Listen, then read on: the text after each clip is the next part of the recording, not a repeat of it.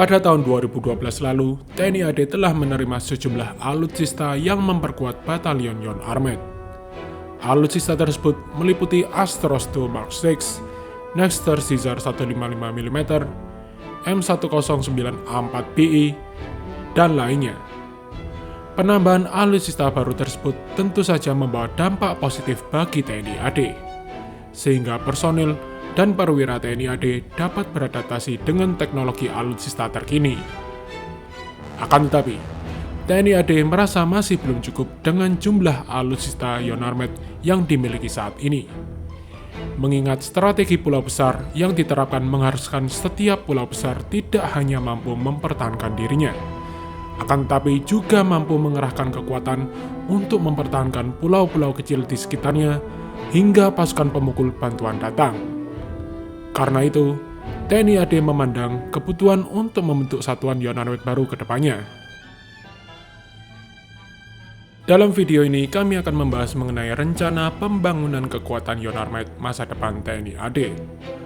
Alutsista apa saja yang kemungkinan akan diakuisisi oleh TNI AD, dan kendala apa yang akan ditemui dalam pengadaan dan penggelaran alutsista ini. Mari kita simak bersama-sama. Berdasarkan data yang telah kami telusuri, TNI AD telah mengoperasikan 72 unit Caesar, 63 unit Astros, dan 36 unit M109A4BI. Alutsista tersebut telah dioperasikan oleh beberapa Yon Armed, mulai dari Yon Armed 12 dan Yon Armed 9 dengan alutsista Caesar, Yon Armed 1, Yon Armed 10, dan Yon Komposit 1 Gardapati dengan alutsista Astros, hingga Yon Armed 7 dengan alutsista M109A4. Perlu diketahui bahwa setiap Yon Armed memiliki 18 unit alutsista tersebut, dan untuk Yon Komposit hanya memiliki 6 unit saja. Sementara sisanya masih berada di PT Pindad dan Gus Pusran. Berdasarkan rencananya, TNI AD akan membangun beberapa Yon Armed. Yang pertama, Yon Armed Divisi 3 Kostrad dengan Astros di Sorong, dan Yon Armed Divisi 3 Kostrad dengan Caesar di Timika. Pembangunan Yon Armed di Papua menunjukkan bahwa TNI AD ingin meratakan kekuatannya di wilayah timur. Dan tentu saja, hal ini dilakukan agar dapat melindungi kekayaan alam yang dimiliki oleh Indonesia di tanah Papua dari ancaman negara asing. Yang kedua, Satuan Jajaran Armed Khusus Ibu Kota Negara di Kalimantan, mulai dari pembangunan Yon Armed Kodam khusus di Kukar dan 4 Yon Armed Kodam Mula Warman. Pembangunan ini dilakukan agar pemerataan kekuatan, terutama meriam tarik sebagai fungsi strategis pertahanan ibu kota baru. Lalu alutsista apa saja yang akan diakuisisi untuk memenuhi batalion baru tersebut? TNI AD telah menentukan pilihannya secara bijak dengan melakukan penambahan jumlah Astros dan Caesar. Prajurit dan perwira TNI AD sudah sangat familiar dengan cara kerja alutsista tersebut, sehingga tidak memerlukan biaya pelatihan di luar negeri. Simulator, suku cadang, dan amunisinya pun sudah siap digunakan oleh pengawal yang baru. Dalam mobilisasinya, TNI AD sudah sangat siap dengan alat transportasi jarak jauhnya, mulai dari pesawat angkut C-130 Hercules, Landing Ship Bintuni Class, LPD Makassar Class, dan Heavy Transport Truck. Hal ini menunjukkan bahwa kesiapan TNI AD sudah sangat matang. Perihal pengadaan meriam tarik masih dalam tahap tender. Sejauh ini, terdapat 2 peserta yang masih konsisten dengan produk unggulannya, mulai dari KH-178 dari Korea Selatan dan LG-1 Mark III dari Nexter Prancis. KH-178 merupakan meriam berkaliber 105 mm yang memiliki jarak tembak maksimal 15 km. Berdasarkan klaimnya, meriam ini dapat menembakkan 15 butir amunisi dalam 1 menit.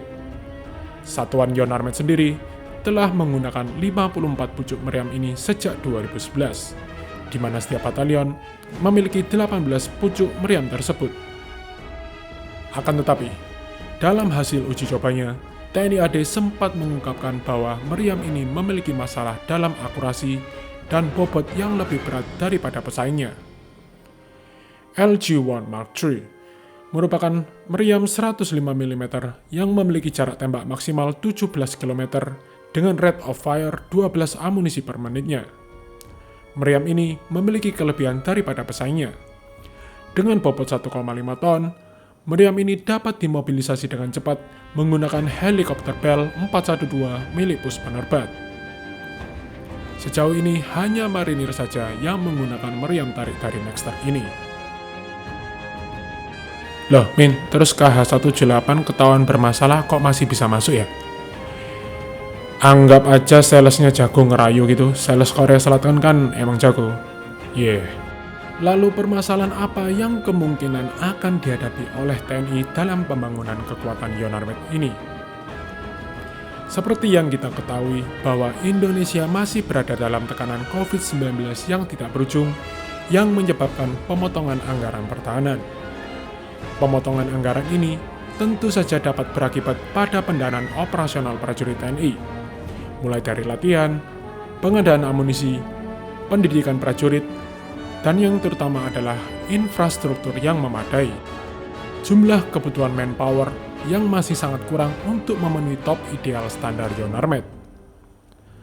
Daerah latihan yang terbatas yang representatif untuk memaksimalkan jarak jangkau maksimal dari aset tempur yang dimiliki oleh Yonarmed. Dengan ini, pembangunan kekuatan tersebut masih sangatlah panjang. Perlu adanya konsistensi dari pihak TNI AD agar pembangunan tersebut berjalan dengan lancar dan sesuai rencananya. Tentu saja kami sebagai penggiat militer sangat berharap supaya rencana ini berjalan dengan lancar tanpa adanya halangan.